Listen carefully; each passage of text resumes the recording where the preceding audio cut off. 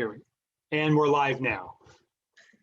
Hi, thank you so much. I am Diana Gildea, and I am delighted to be here today talking with Jason W. Moore. We are filming this for a course in political ecology at the University of Salerno. Today is March 9th, 2021. Thank you for joining us. I'm just going to ask Jason a couple of questions and he will respond. Should be fairly brief and yet informative and interesting. So we'll start with, how is it? So one of the things about world ecology as a perspective is the relationship between nature and society. How is it that we are meant to study this relationship from the perspective? Well, the first thing that I want to say is that when we think of world ecology, we want to think of this as an unfolding and emerging conversation that is at once intellectual, political, and organized to come to terms with the precise character of capitalism's crisis today, which of course is a climate crisis that joins rising concentrations of greenhouse gases with the climate class divide, with climate patriarchy, with climate apartheid. And what you can see in that description is that it is not a description of the world in terms of what we call a dualism. That is the positing of two separate essences of society, humans without nature, and nature, ecologies without humans. In fact, everything that humans do, even if we abstract other relations, which we should not, but everything that humans do, from gatherer-hunter formations all the way to late capitalism and its imperialist superstructures, is a way of organizing nature and depends on an extraordinary web of socio-ecological activities. And one of the critiques that world ecology offers to critical environmental studies, including political ecology, that critique says that it's, in essence, to view the world in terms of these two discrete essences of nature plus society is to gaze upon the world as a slaveholder would, as a bondholder would, as a banker would, as an imperialist would. And so what we are arguing about seeing the world in this dualist way is twofold.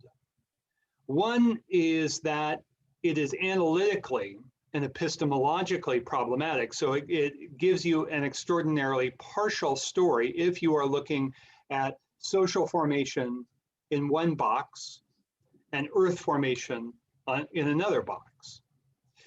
So there's an analytical problem, an intellectual problem. It's related to the political problem, which is dualist thinking is not just about philosophers. It's also about kings and conquerors and priests and bankers reshaping the world according to a logic of cheapening, which we'll get to in just a moment.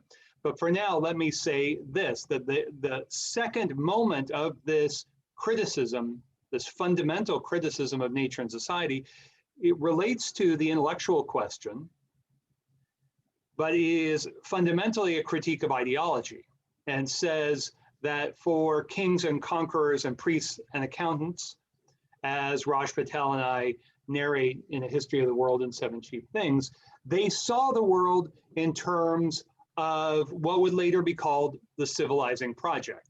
So if you were a possessor of money and a possessor of capital and a possessor of power, then you were civilized. And everyone else became part of nature with a big N, nature.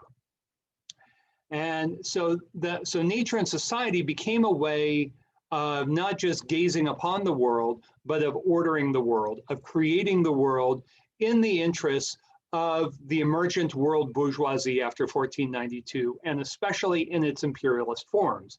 As I like to point out, that every time an imperialist power arrives on the shores of a new land, with the flick of a pen and a religious ceremony, all of a sudden everyone is declared lazy, savage, or as Truman would do in 1949, undeveloped.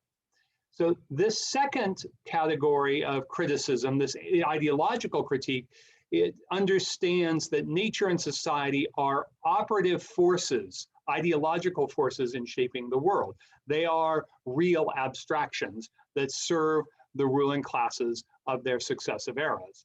And so when we challenge the conventional narrative, we are doing so not only for intellectual grounds, which would be sufficient on its own, but also to pinpoint that the creation of nature with an uppercase N involved the cultural and ethnic and gender cleansing of civilization and the relocation of women, nature, and colonies, to quote Maria Mies, into the realm of nature with an uppercase N.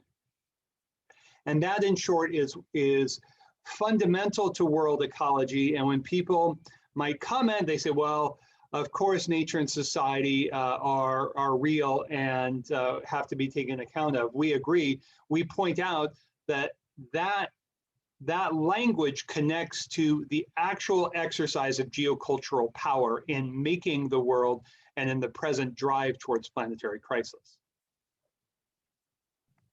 Excellent, thank you. Yeah, I think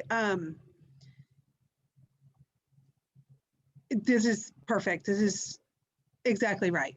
And I really appreciate this. I wanted to, anyone who's read your work understands the centrality of cheapness. It comes up again and again. I mean, this is pivotal in your work. Can you explain why it is that this is so important in your analysis? What is cheapness? What is the work that it does? How does it contribute or play? How does it factor into this relationship between nature and society? So cheapness is a strategy of class power fundamentally related to the exercise of imperialist power on a world scale. Imperialism and what is sometimes more politely called colonialism is in fact the bourgeoisie's preferred mode of class formation, that is, of creating classes of producing and reproducing subjects who can then go on to sustain the expanded reproduction of commodification, of commodity production and exchange. That's a story that commences immediately with the invasions of the New World. And indeed, the first great wave of cheapening that we see is intimately and immediately connected with the genocides of Native Americans. So cheapening is an instrument of geocultural power, and it is also a dynamic of the accumulation of capital. So what the theory of cheap nature, broadly conceived, joins together are three momentous dynamics that are producing the planetary crisis today. One is the accumulation of capital and the class struggles in the strict sense that relate to that. The second is the dynamic of oppression, especially worldwide sexism and worldwide racism.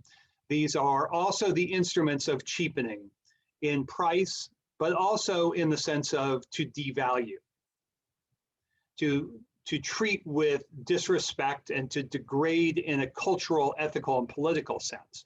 So the second moment, sometimes I call a Gramscian moment after Antonio Gramsci. This is a moment of the ethico-political valuations and devaluations that become accepted and normalized within a given era of bourgeois hegemony. And of course, that's an extraordinarily diverse process, but in the final analysis, bourgeois hegemony is knit together by a great superpower, a world hegemon, as Giovanni Arrighi and others have made clear. So far we have these two moments, a moment of political economy proper, a moment of geocultural hegemony, and then the third, of course, is webs of life, including human webs of life. So cheapening as a strategy involves these two moments of to reduce in cost, to reduce in price, but also to devalue. And if we look at the actual dynamics of historical capitalism, we can see that both go together very, very, very well and very, very intimately. And so famously, Now, in her classic work, Federici shows how primitive accumulation, the creation of working classes, was irreducibly gendered. And that in itself constituted what she calls a lever of surplus value accumulation because of the wage gap, but also because of the additional increments of unpaid work extracted from women. Now, so too with the question of the web of life. That the web of life is simultaneously cheapened in terms of price, and we see this all the time, not just with inputs, but also pollution, et cetera, but is also the zone of the devaluation of the web of life. It is, cheapening is capital's conceit that the web of life, including human webs of life, can be measured with a price tag.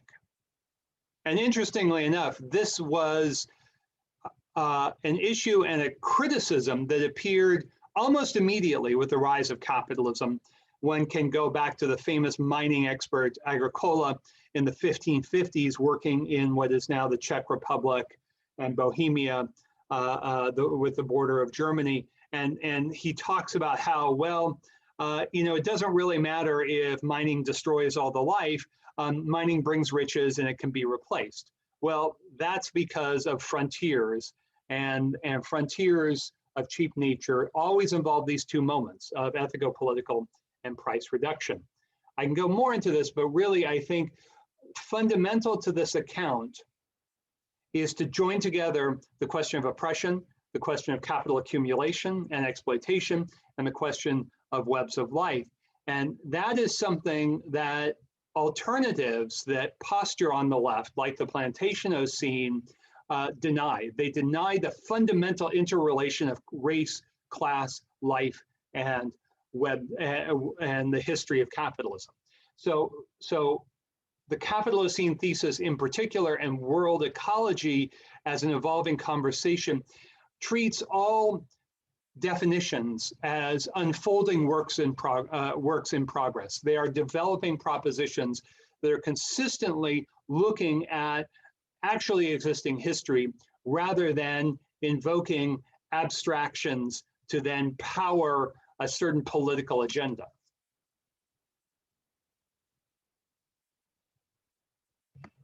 How did we do? Excellent. That was fabulous. I just forgot to unmute before I started talking. Yeah, no, that's fabulous. And it really, I could tell, in addition to just simply answering the questions, I really appreciate how you were setting up a bit of a contrast to the world ecology perspective and what other people are doing and how they are or are not embracing some of the concepts and methodologies of world ecology, which world ecology is not just an approach, it's all of these as well. And so, and you also did this a little bit when you answered our first question about the relationship between nature and society, and you talked about one of the big differences between the perspective of world ecology and political ecology. And I wonder if you could tell us more about that. In what ways are world ecology and political ecology, like where do we see overlap with is there overlap? And where do we see the differences? How do they relate? We'll talk about relationships between political ecology and world ecology. It's a really important question. So political ecology by this point has become a field, a kind of sub-discipline in especially geography and anthropology. And that's important for some reasons that I want to touch on. World ecology grows out of political ecology in part. It also grows out of feminist Marxism, of cultural materialism, of world history, of not just world systems analysis, but of anti-imperialist Marxism that runs from Luxemburg to Fanon to Wallerstein, and then of course to many others, Walter Rodney, and many others. So political ecology is therefore incomparably broad and diverse, and any generalization perhaps will fall short. Do you Let me, mean world ecology is no, politically political broad? ecology is incomparably broad. World ecology is very, very diverse, but in a very, Okay, very so different world way. ecology definitely stems from these traditions that you Right. mentioned, whereas political ecology doesn't have just that one Political ecology taproot. has a different lineage, which I honor and Okay. respect, and that is one of the traditions that allowed for the emergence of world ecology as a conversation. Let me identify 3 points of tension. And I think there are many in political ecology who are sympathetic to the broadly defined world ecology position on these 3 points of tension. One is historical, one is geographical, and one is essentially ideological or turning on class politics in one way or another. So historically, world ecology is distinctive because it also draws heavily on environmental history and Brodelian history, that is the history of material life, and sees very long durées, very long time frames as fundamental to situating more abbreviated historical periods. So for instance, a world ecologist looking at the devaluations, privatizations, war crimes of the neoliberal era would situate that within a longer world history of development, of capitalist development, of imperialist praxis, of class struggle from 1492, more or less. And our position on that would be that 1492, sadly, is still alive and well. That is the 1492 of finance capital, of slaving, of the accumulation of capital, of the drive to conquer and then economically subordinate new lands, all themes that Raj Patel and I address in 7 Cheap Things. We would say, in order to understand the Washington Consensus, for instance, that neoliberal debt finance regime, we need to be able to situate it within the long run and large scale patterns of recurrence and crisis and development in the capitalist world ecology. That's fundamental because not only for political ecology, but for environmental studies in general, except for environmental history, there is a profoundly shallow historical appreciation of what is unfolding right before our eyes. And that is one of the reasons underpinning the mainstream environmentalist and even political ecology invocation of the end of life. And for world ecology, we would say it's not the end of the life that we're living through, it's the end of capitalism. And it's the end of capitalism for very specific reasons that previous incarnations of the limits to growth could not address. So there's a historical difference that for us, world history is not a generic kind of context. It is a very specific and particular dynamic of the accumulation of capital, the co-production of natures, and the pursuit of power. Now, secondly, there is a geographical difference, and this is a tendency. It's related to the historical question that for the vast majority, I would say, of political ecologists, the region or the city or the body is the site of real, empirical, particular change. And I would humbly suggest that that is not the contravention of European universalism, but an acceptance of it.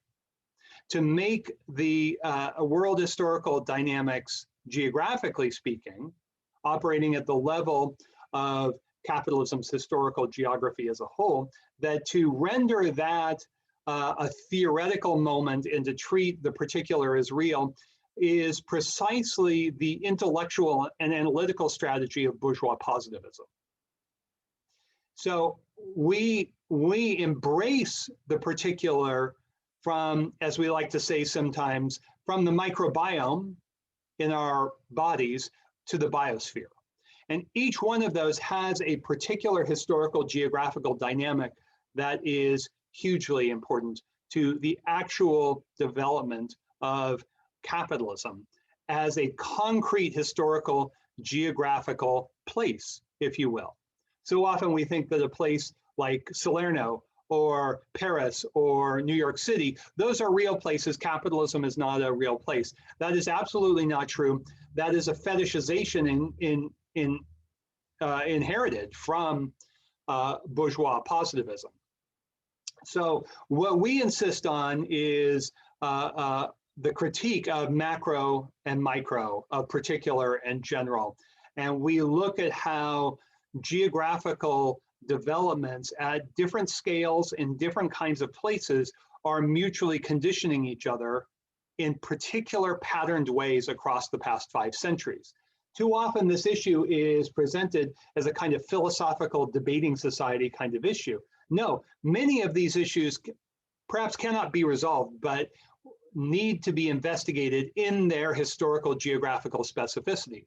So I have argued that geographers in particular, who understand the centrality of geography and spatiality, have in fact violated their own rules of spatial abstraction and of geographical specificity by ignoring the geographical specificity of capitalism as a whole, of the capitalist world ecology. So that's the geographical difference.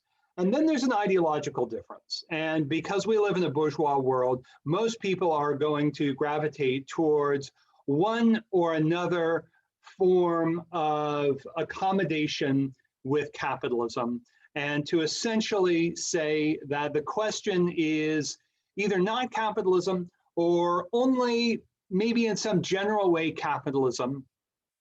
And for us, we would say that at the heart of the matter, when we speak, for instance, of the Capitalocene as the historical era, not the geological era, but as the historical era in which we live, we are saying that we are looking at the specifically capitalist modern patterns of class struggle, of capital accumulation, the dynamics of oppression, and the constant production of new environmental spaces worldwide. We are looking at that as an organic unity, a differentiated unity, but an organic unity.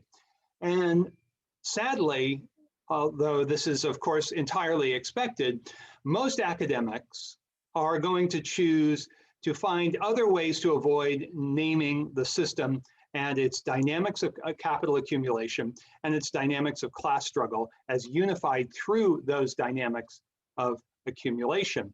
And so when political ecologists embrace somebody like Bruno Latour, who is famously anti-dialectical, famously anti-Marxist, and say, aha, we don't have to talk about capitalism, I say, well, wait a minute, when did Latour ever deal with the question of capitalism in its historical specificity? That is, in its historical and geographical moments of class struggle, capital accumulation, dynamics of oppression in the web of life. We would say, again, in the tradition of anti-imperialist Marxism, we would say that fundamental to the drive towards planetary crisis today, we need to understand how capitalism in the web of life and the web of life in capitalism, including its class struggles, including its geocultural racisms and sexisms and everything else, all fit together. So ours is fundamentally a curious approach that when confronted with new histories, we ask, how can we learn from those new histories or histories not yet engaged explicitly in the Capitalocene and world ecology conversations? It's a fundamentally curious and reconstructive approach in contrast to the sectarian denunciations that are commonplace on the left, but not only the left, commonplace in academia. And so what we are looking at is how to put these 3 moments together in a dialogue with political ecology to understand the geography of historical capitalism, the history of capitalism, and the ideological struggle to name the system, to name the specific dynamics of class exploitation, class struggle, and the dynamics of oppression that make them possible. Excellent. Yeah, that really clarifies things. Thank you. I think I know at the beginning, you began to talk a little bit about, so with the roots of the taproot of political ecology, I'm sorry, world ecology and its lineage. And then you mentioned very briefly, and I felt like you were going to come back around to it, and I want to give you a chance to do so before we wrap up.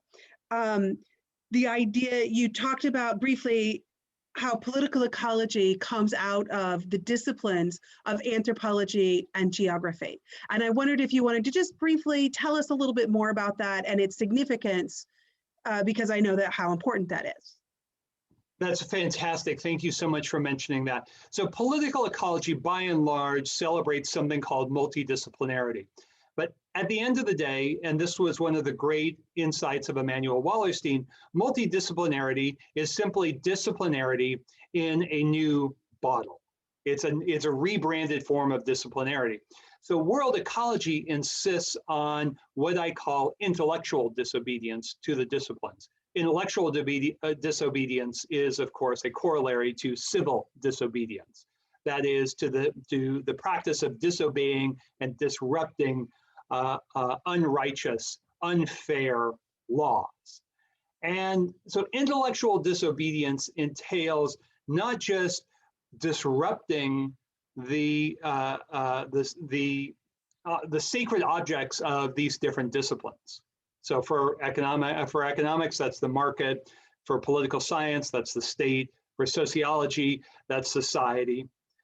That we look for a new synthesis that not only brings all of the insights from all of these disciplines together, but also, and this again was one of Wallerstein's great insights, also challenges the two cultures of the human and natural sciences. And it looks for ways to see the weave of human history, but also the political possibilities of the present as coming out of a dynamic of human environment making in which environments make human organizations, those organizations make those environments. And to do that, once we recognize that point, then the entire edifice, the entire justification of the so-called human and social sciences disappears. Because the conceit of the human and social sciences is that human beings can be studied apart from the web of life. And yes, there are exceptions, but that is the overall thrust. So for us, we look not just to across the disciplines, but across the two cultures. And finally, I want to emphasize this, we look towards alliances and conversations with artists of every kind and with activists of every kind to look for ways to learn from each other and to advance a new paradigm suitable for a revolutionary politics of planetary justice in the 21st century. Excellent. Thank you so much for elucidating on that. I especially like your reminder that world ecology is not simply for academics and intellectuals, but it's also for activists and artists. I remember at the Helsinki conference, there were a lot of activists there and artists, and that at the San Francisco conference, there was an artist who did a dramatic interpretation of Elon Musk's desires to go to Mars and in a world ecological acting. And so I also know that somewhere on YouTube, there's a music song that someone wrote as, I don't know if it was meant to be an anthem for world ecology, but it's definitely out there, which is one of the things that I really like about the perspective is that it's holistic intellectually and in the ways that we embrace more than just the thinkers or the people who think outside of their actions, right? It's the That's web right. of life is everything, and how we do it is just as important as who we do it with and why, which I think So is world all of what ecology, you talked about today.